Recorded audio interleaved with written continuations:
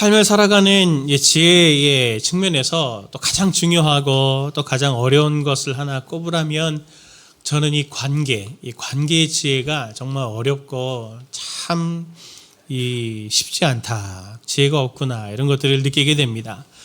이 관계라는 창으로 우리의 삶을 이렇게 지켜보면은 신앙생활도 하나님과의 관계가 굉장히 중요하지 않습니까? 그것뿐만 아니라 교회 생활, 가정 생활, 심지어 우리 사회 생활에 이르기까지 관계가 모든 삶에 지대한 영향을 그리고 또 근간이 되는 것이죠. 근데 참된 관계는 어떻게 맺어가야 하겠습니까? 사람들은 관계를 어떻게 맺어가나요? 성도님들은 또 어떻게 배워오셨습니까? 누가 그런 것들을 가르쳐주지 않죠. 가르쳐주지 않습니다. 세상에서 친밀해지는 원리는 아주 단순한 것 같아요.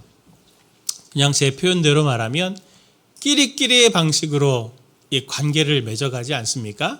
나랑 비슷한 사람, 성향이 비슷하거나 또 생각이 비슷하거나 취미가 비슷하거나 또 경제적인 사회적인 위치가 비슷하거나 이런 비슷한 모습들을 같이 이렇게 끼리끼리 있음을 통해서 안정감을 얻죠.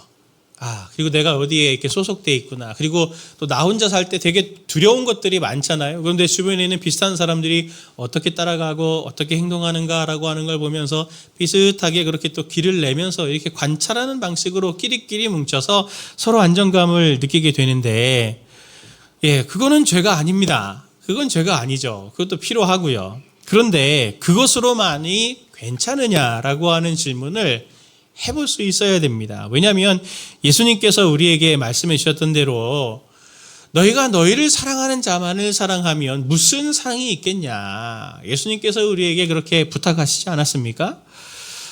이 끼리끼리의 모습이 가만히 보면은 교회 안에도 있습니다. 그래서 서로가 이렇게 서로를 쫙 탐색을 하면서 이제 마음에 선들을 이렇게 그어가죠.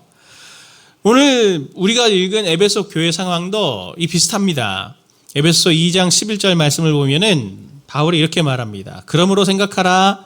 너희는 그때의 육체로는 이방인이요 손으로 육체에 행한 할례를 받은 무리라 칭하는 자들로부터 할례를 받지 않은 무리라 칭함을 받은 자들이라. 오늘 이 말씀을 그냥 이렇게 읽으시지만 이거 꼼꼼히 읽어보시면은 에베소 교회 안에 두 무리가 있는 거예요. 유대인들은 할례라고 하는 기준점을 딱 삼아가지고 할례 받지 않은 사람들을 할례 받지 않은 무리다. 이렇게 이제 한 선을 그어서 이제 그룹을 만들고 또 일명 비유대인들. 그들은 유대인을 향해서 할례를 행한 사람이다. 이렇게 말하지 않고 손으로 육체를 행한 할례를 받은 무리라 하면서 이제 이면으로는 영적인 할례를 받는 게 훨씬 더 중요하다.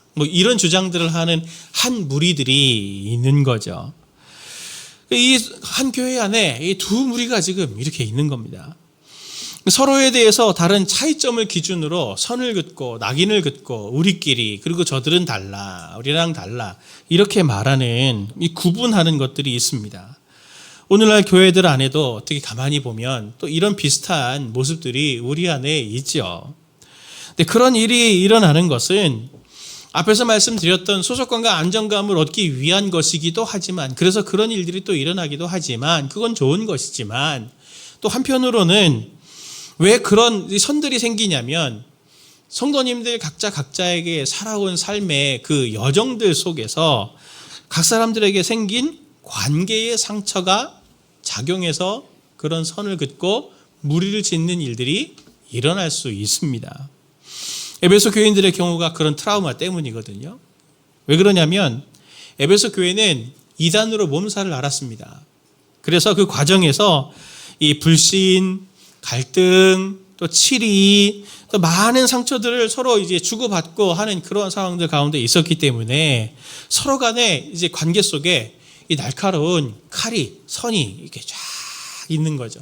혹시 저 사람이 또 이단은 아닐까?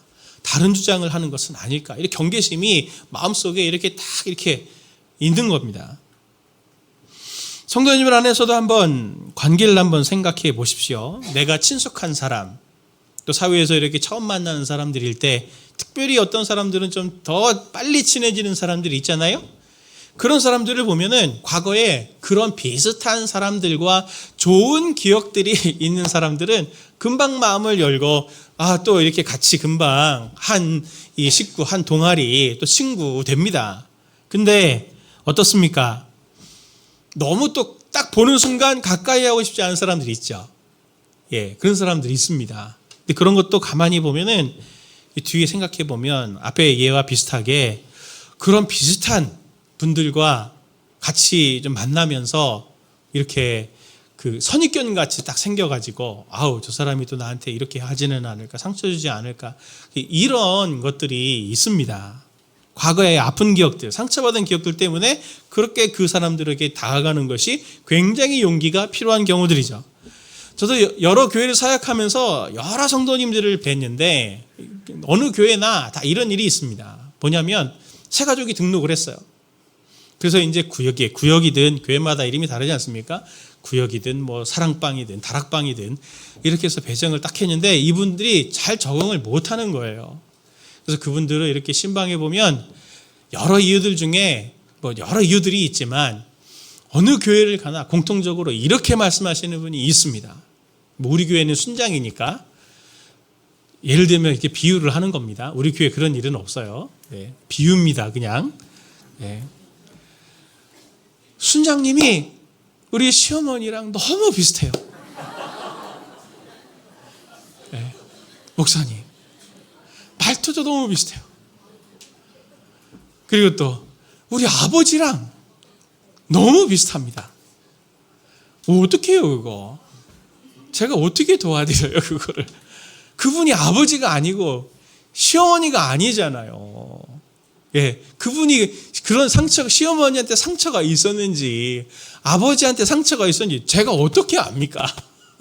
예? 근데 묘하게 원수는 외나무다리 만나듯이 꼭 그런 분들이 이렇게 배정이 돼요.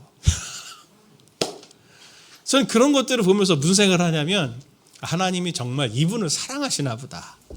그 마음에 이런 상처들이 이런 분들을 만남을 통해서 회복이 되고 치유가 되게 하나님 이렇게 일하시는 건 아닐까 하면서 그분들을 놓고 이렇게 기도하게 되는데 해당 리더십, 순장님이든 구역장님들은 엄청 당황하죠. 이게 그분이 무슨 죄입니까? 닮은 죄밖에 없는데 이렇게 태어났는데 어떡해요? 예. 그런 깨어진 관계들, 그리고 그렇게 해서 생긴 마음의 벽들은 하나님이 정말 극복하기를 원하세요. 근데 오늘 에베소서는 그걸 어떻게 극복할까라고 하는 부분에 대한 대답으로 오늘 그리스도 예수의 십자가를 답으로 제시합니다. 오늘 2장 16절 말씀을 같이 볼까요? 시작. 또 십자가로 이 둘을 한 몸으로 하나님과 화목하게 하려 하심이라. 원수된 것을 십자가로 소멸하시고. 반복하고 있죠. 십자가로 화목하게 하심이라. 십자가로 원수된 것을 소멸하셨다. 반복적으로 십자가 얘기하면서 십자가로 막힘당과 원수된 것을 소멸하셨다 이렇게 얘기합니다. 이렇게 제가 말씀드렸더니 목사님 또 십자가입니까? 교회인 거 아는데 너무 식상하잖아요. 그러실 수도 있는데 그건 정말 예수님과 십자가를 피상적으로 알 때 나오는 질문이기도 합니다. 왜냐하면 삶을 살아가는데 하다못해 수학 공식도 여기저기에 그게 적용이 되잖아요. 원리입니다. 공식. 십자가는 이런 원리적인 성격을 가졌어요. 문제는 뭐냐면 이걸 우리 삶에 이러한 관계적인 부분에 이게 잘 적용하는 걸 잘 모르신다는 게 문제죠. 십자가는 내용은 아는데 이걸 어떻게 관계적인 면에 또 우리 삶의 이런 부분에 이걸 우리가 갖다가 하나님 앞에서 이것을 응용해서 잘 살아낼까, 이런 부분들이 우리가 약한데 오늘 우리가 이 십자가를 보면서 오늘 십자가가 우리의 관계도 어떻게 적용이 되어야 하는지 살펴보고, 그러게 실제로 십자가가 성도님들의 삶에 또 잘 적용이 되어서 그냥 지금까지 살아오던 죄성에 있던 그런 방식 말고 오늘 주님께서 대안적으로 관계는 이렇게 하는 거란다 라고 하는 성경의 원리들을 따라서 저희들이 한번 좀 도전해보고 성장해보고 관계적인 면에서도 회복을 가져오는 저와 우리 성도님들 되기를 바랍니다. 어떻게 십자가로 관계의 벽을 무너뜨리는가? 첫 번째를 말씀드리고 싶은데 그것은 뭐냐면 상처받더라도 다가가야 된다라고 하는 거예요. 예수님께서 십자가 지신 과정을 한번 생각해 보십시오, 성도님들. 우리 십자가에 대해서 지금 계속 얘기하고 있는데 예수님이 십자가를 어떻게 지셨습니까? 예수님이 십자가를 지는 과정에서 한 사람 인간으로서 제일 힘드셨을 게 뭘까라고 제가 생각을 해보면 뭐 힘든 거 엄청 많겠죠. 육체적인 고통도 힘들었을 거고 또 여러 힘드신 것들이 있었겠지만 한 사람의 인간으로서 제일 힘들었을 건 아마 저 같으면 배신감이었을 것 같아요. 배신감. 오늘 우리가 성찬식을 또 하겠지만 예수님은 잡히시기 바로 직전 이 성찬을 함께 나누셨잖아요. 그때 제자들이 서로 이야기했습니다. 주여, 제가 주와 함께 오게도 죽는데도 나아가기를 제가 각오하였습니다. 베드로가 그렇게 말했고 다른 제자들도 베드로의 그 고백에 저도요 그러면서 다 그렇게 얘기했어요. 근데 막상 몇 시간도 채 지나지 않아서 성전 수비대가 예수님을 딱 잡으러 왔을 때 어떻게 했습니까? 마가복음의 기록에 따르면 제자들은 한 사람도 남지 않고 다 도망쳤잖아요. 말이라도 안 했으면 서운하지도 않을 텐데 뭐 오게도 갇히는데 가고 죽는데도 가겠습니다 해놓고 막상 딱 되니까 한 명도 없어? 이야, 이거 엄청 배신감 아닙니까? 무리들은 어떤가요?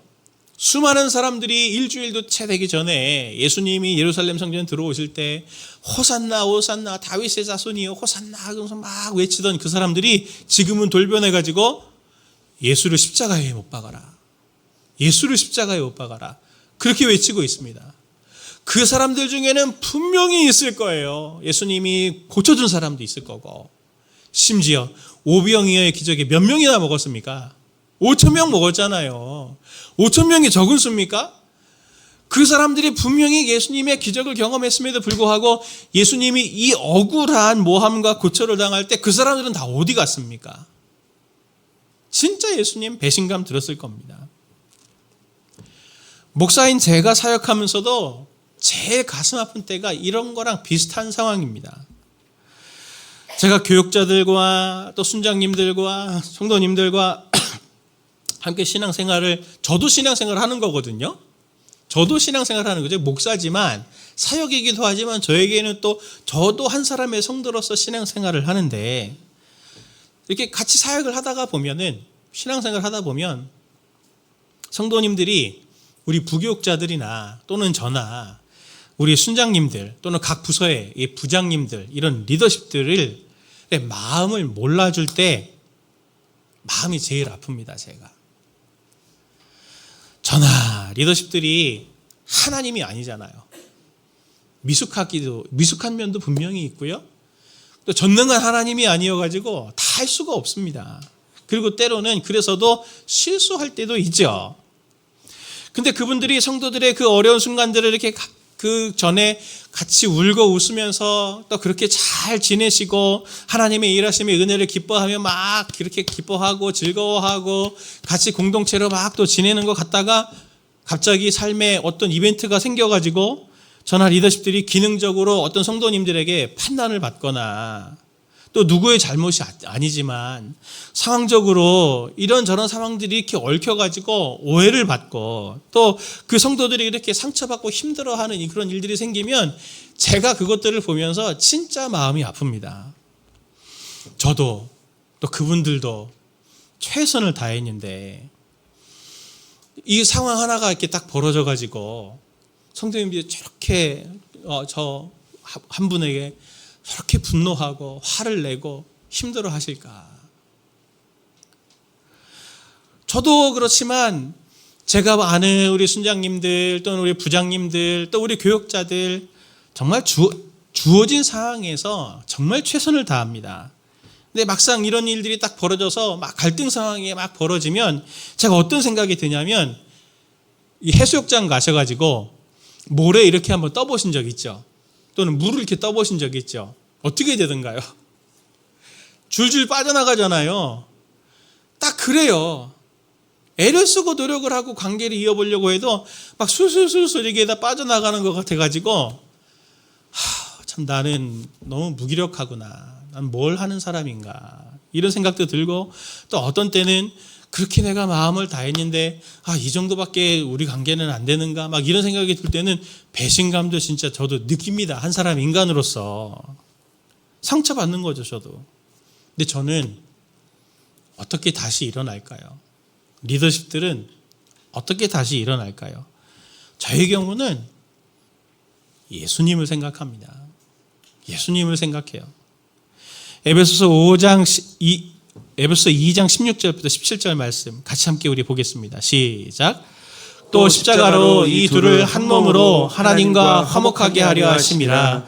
원수된 것을 십자가로 소멸하시고 또 오셔서 먼 데 있는 너희에게 평안을 전하시고 가까운 데 있는 자들에게 평안을 전하셨으니.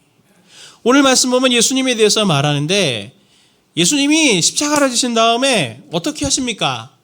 17절 말씀 보면 또 오셔서, 제가 예수님처럼 십자가 지는 과정에서 그렇게 배신감 느끼고 마음 힘들었으면 다시 안 와요. 안녕. 나는 내 십자가 질 거 다 했다. 나머지는 너희들 몫이야. 그럴 것 같은데 예수님은 어떻게 하십니까? 또 오셔서 먼 데 있는 너희에게 평안을 전하시고 가까운 데 있는 너희에게 평안을 전하셔서 이 막힌 것들이 있어도 예수님이 이렇게 그것을 뛰어넘는 이 중재자가 되어주시는 예수님의 모습을 보고 있죠. 다시 그들을 만나시는 예수님을 보고 있습니다. 예수님은 상처받았어도 배신감을 느꼈어도 17절 말씀처럼 또 오셔서 또 오시는 분이세요. 제가 이 예수님을 생각합니다. 관계들 속에서 사람들에게 상처받을 때마다, 성도님들도 상처받으시죠? 지난주도 분명히 상처받는 일이 있었을 거예요. 누가 제일 상처를 주던가요? 제가 상처 줄 일은 거의 없을 거예요. 제일 가까운 사람, 내 남편과 내 아내와 내 아이들이 상처를 줄 가능성이 제일 크고, 제일 많이 만나는 사람들, 제일 가까이에 있는 사람들이 상처 주고 하겠죠? 전 누가 상처 줄까요? 아무도 안 줍니다 라고 말할 수밖에 없는 저의 사정을 이해해 주세요. 제일 같이 일하는 우리 교육자들, 동역자들 열심히 하는데 되게 상처받을 때 많아요. 저도 마음은 이만큼 제가 전하는데 어떻게 저걸 받아들일까 막 이런 생각이 들어가지고 물어보기도 그렇고, 또 사람 마음이 전달되기가 진짜 어렵잖아요. 우리 교육자들 열심히 합니다. 진짜로 제가 볼 때 굉장히 존경스럽게 잘해요. 그런데도 사람이 죄성이 있기 때문에 서로 상처를 받게 됩니다. 그런데 그렇게 상처를 받을 때마다, 그리고 그때 그렇게 마음이 힘들 때마다 예수님의 이 또 오셔서를 도전하는 거죠. 다시 그 사람 앞에 서는 거예요. 상처받았어도 그 사람 앞에 다시 다가갑니다.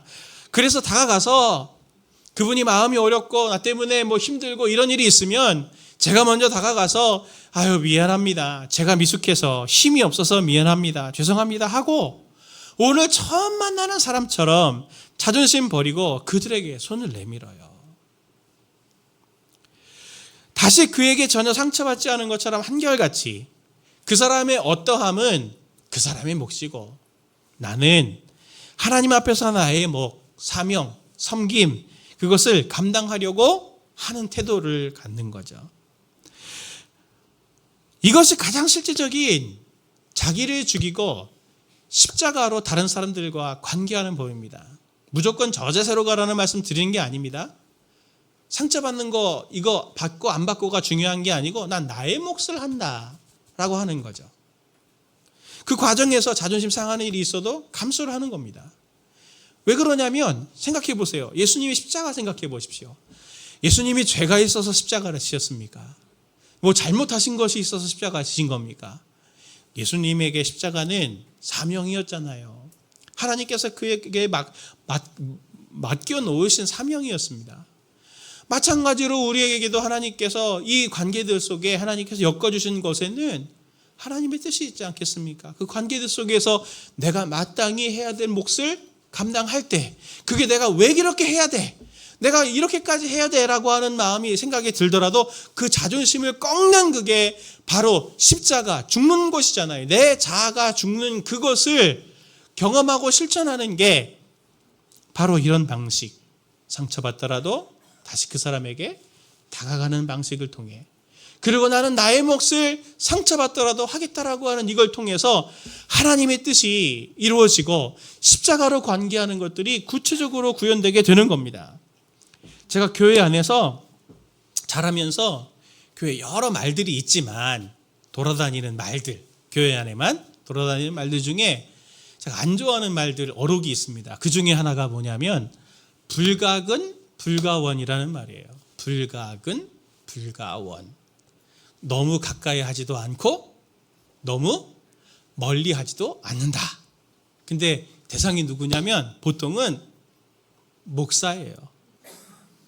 목사는 너무 가까이 하지도 말고 너무 멀리 하지도 말아라. 이런 말들이 전통교회들 안에 쫙 있거든요. 저도 많이 들었어요. 근데 제가 이 말을 싫어해요. 왜냐하면 불가근, 왜 불가근이라고 하냐면 목사를 가까이 하지 말아라. 가까이 가면 가까이 갈수록 목사 가까이 가면은 목사한테 실망한다. 그래서 제가 싫어요. 가까이 목사님을 대하면 대할수록 더 존경스러워지고 더 닮고 싶은 게 많고 더 선한 영향력을 받는 목사여야 되는데, 목사의 존재가 목사로서 영적인 리더로서 준비가 안 됐으니 그걸 보고 성도들이 엄청 상처받고 하는 거잖아요. 물론 저도 마찬가지고, 그래서도 제가 이걸 놓고 마음에 생각하면서 불가근이 아니고 계속 가근이 되어야죠.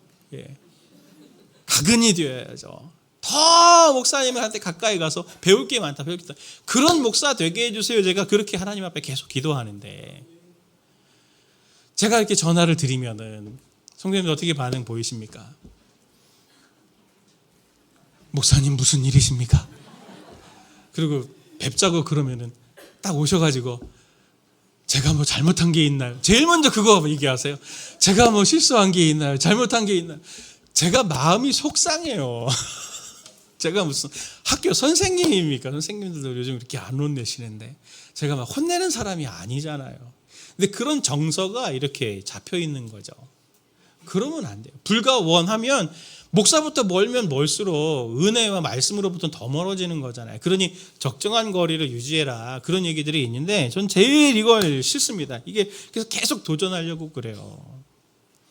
불가근 불가원을 제가 왜 말씀드리냐면, 성도님들 안에도 그러실 수 있죠. 적정한 거리를 유지하자. 그거 좋게 보입니다.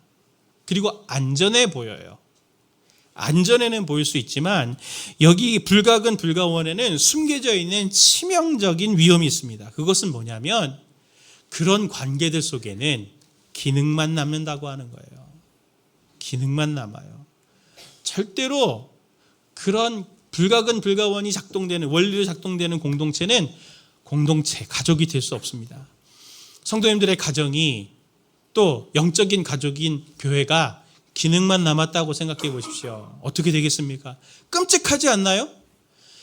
아빠의 역할, 남편의 역할이 돈 벌어다 주는 거야.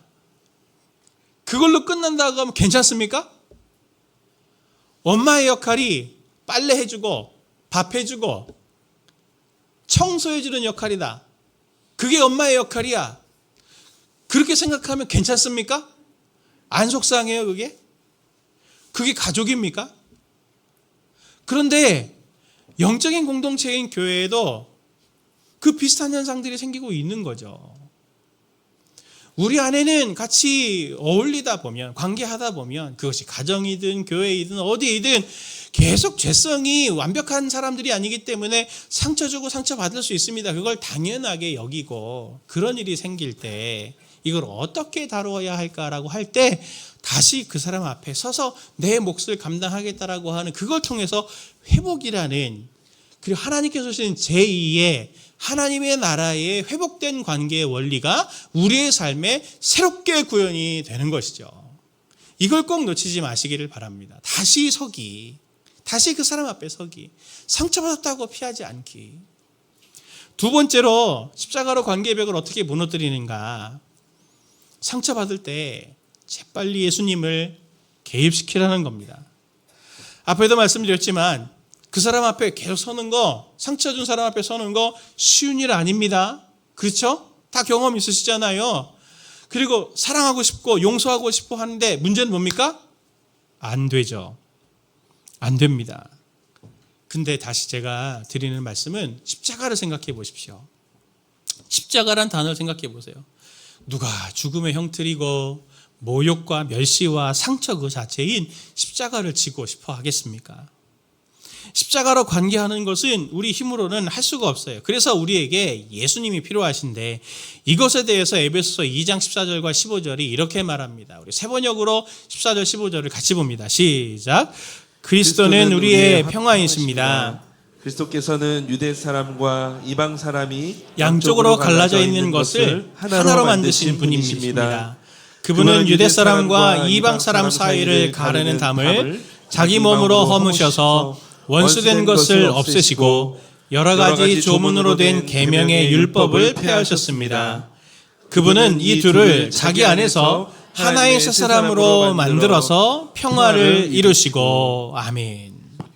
어떻게 평화가 되셨습니까? 그 둘을 원수되었던 그 둘을 자기 안에서 하나의 새 사람으로 만들어졌다 이렇게 말합니다. 근데 본문에 이 만들다라는 뜻이 우리가 보는 개역 개정에는 이 지어라고 이렇게 표현이 되어 있는데 이 단어가 원래 단어는 이 카티조라고 하는 이 단어인데 뜻이 창조되었다는 거예요. 원수들인데 그리스도라고 하는 용광로를 지나서 거기에서 새롭게 하나로 창조가 되는 거죠. 그렇게 해서 하나가 된다라고 하는 겁니다.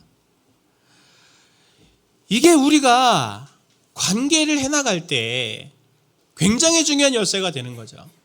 우리 누구를 사랑하려고 하고 누구를 용서하려고 하고 누군가 그 상처를 치유하려고 하는 이러한 시도들 마음은 가질 수 있지만 하려고 할수록 마음에 엄청난 스트레스와 부담이 되잖아요. 안 된다는 걸 알잖아요. 근데 우리 힘으로 그것은 안 된다는 거예요. 어떻게 돼야 된다는 겁니까? 그리스도 예수 안에서 창조가 이루어져야 되는 겁니다. 하나님만이 하실 수 있는 거 아닙니까? 창조는 우리 힘으로는 안 되는 거죠.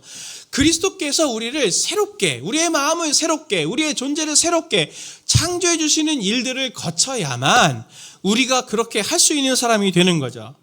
그럼 그거 어떻게 하는데요, 목사님? 그리스도 안에서 우리가 그렇게 새롭게 창조되어서 어떻게 관계에 갈 수 있습니까? 라고 질문하신다면 전 이렇게 말씀드릴 수 있습니다. 제가 제 신앙적인 경험을 빌어서 제가 말씀을 드리면 성도님들도 사시면서 상처받죠. 지난주도 얼마나 또 상처받는 일들이 있으셨겠습니까? 그럴 때 성도님들은 어떻게 하셨어요? 당황스러운 일들, 상처받을 것 같은 그런 상황들 당할 때 보통 사람들이 어떻게 하냐면 그걸 묵상합니다. 묵상해요. 누가 나한테 이게 직장생활 하시다가도 누가 이렇게 희한한 말을 던졌다든지 또는 한번 이렇게 째려봤다든지 이러면 그때는 되게 당황스러운데 집에 돌아와가지고 그때 나를 왜 이렇게 째려봤지? 그때 나한테 왜 그런 말을 했지? 저 의도는 뭐지? 하면서 막 묵상하면서 상처를 마음에 쫙 새기고 있죠. 다음부터 쟤는 나를 안 좋아하는 애니까 가까이 하지 말아야 되겠다. 결단을 합니다. 그리고 실제로 적용을 하죠. 예. 처음에 당황스러운 부정적인 마음을 가지고 있는 상황에서 그걸 묵상하면 묵상할수록 당연히 부정적인 결과가 나옵니다. 잘못된 해석이 나오게 돼요. 처음에는 당황하더라도 자꾸 내가 그것을 묵상하면 해석이 일어나게 되는데 그때 중요한 건 뭐냐면 당황스러운 상황이 생기거나 상처받는 일들이 처음에 딱 생기게 되면 그때 제일 중요한 거는 뭐냐면 시간입니다. 시간. 묵상하는 것 대신에 그것을 가지고 당황스러운 순간을 가지고 예수님 앞에 기도의 자리로 나아가는 거죠. 예수님 앞에 기도의 자리로 나아가서 예수님께 주님, 제가 그때 그 여자분이 그 성도님이 내 직장 동료가 저를 째려봤는데 제가 이거 어떻게 해석해야 됩니까? 그분이 나한테 말하는 말투가 너무 시어머니 같아요, 목사. 하나님, 제가 여기 다락방을 나가야 됩니까? 안 나가야 됩니까? 뭐 이런 질문까지도 좋으니 하나님 앞에 갖고 나아가서 하나님께 해석을 요청을 하는 거죠. 그렇다면 우리의 삶의 인도자가 되어주시는 주님이 그리스도께서 우리에게 적절한 해석과 적절한 반응을 보일 수 있도록 지혜를 더하십니다. 이게 바로 우리가 상처받을 때 예수 그리스도를 통해서 관계하는 법입니다. 오늘 본문의 7절 말씀을 보면 오늘 본문 2장 13절, 15절, 18절 말씀을 우리 한번 읽어보길 원하는데 이때 공통점을 한번 찾아보십시오. 같이 봅니다. 시작. 이제는 전에 있던 너희가 그리스도 예수 안에서 그리스도의 피로 가까워졌느니라. 법조문으로 된 계명의 율법을 폐하셨으니 이는 이 둘로 자기 안에서 한 세 사람을 지어 화평하게 하시고 18절 이는 그로 말미암아 우리 둘이 한 성령 안에서 아버지께 나아감을 얻게 하려 하심이라. 아멘. 공통점이 뭡니까? 그리스도 예수 안에서 자기 안에서, 여기서 자기는 예수님이죠. 또 한 성령 안에서 하면서 관계들 속에 자꾸 하나님을 안에서 하나님을 관계의 도구요 그리고 관계의 재료로 삼으라고 지금 성경은 우리에게 반복적으로 이야기하고 있습니다. 특별히 예수님에 대해서 말할 때 오늘 13절 말씀 보면 그리스도 예수, 그리스도의 피로 하면서 그리스도를 강조해요. 그리스도는 사실 이름이 아니잖아요. 직분명이죠. 예수님의 이름은 뭡니까? 예수입니다. 예, 어떤 분은 성이 예수고 이름이 그리스도인 줄 아시는 분이 계시더라고요. 예수 그리스도 하니까. 예, 그리스도는 직분이에요. 메시아라는 직분이죠. 구원자라는 직분이죠. 관계 속에도 그리스도 예수 앞에 있는 걸 강조하는데 관계 속에 메시아 대신 예수님을 개입시켜라. 너의 관계에도 메시아가 필요하다라고 하는 것을 에베소서는 분명히 우리에게 말합니다. 사랑하는 성도님들, 관계를 하시다가 꼭 마음이 어려워지시면, 사람들에게 상처받을 것 같으시면 그걸 묵상하지 마시고, 그 상황을 묵상하지 마시고 그리스도이신 메시아이신 예수님께 가지고 나아가 예수님의 해석과 위로를 받는 그것이 관계에 힘을 얻게도 되고 새롭게 창조가 돼서 관계에 힘도 얻게 되고 그리고 지혜를 얻게 되는 것을 꼭 기억하십시오. 제가 나중에도 한번 말씀을 전할 기회가 있겠지만 하나님의 사람들, 모든 사람들에게 가장 남는 것은 사실 재산이 아니고 영혼이 남습니다. 하나님께서 성도님들의 가정에 보내주신 그 소중한 영혼들, 그리고 지금도 옆에 이렇게 같이 한 믿음으로 고백하며 예배드리고 있는 이 교우들, 그리고 하나님께서 또 성도님들의 삶의 자리에서 이렇게 저렇게 만나게 하시는 그 사람들이 하나님 앞에서 성도님들의 상급이기도 하고 재산이 되기도 합니다.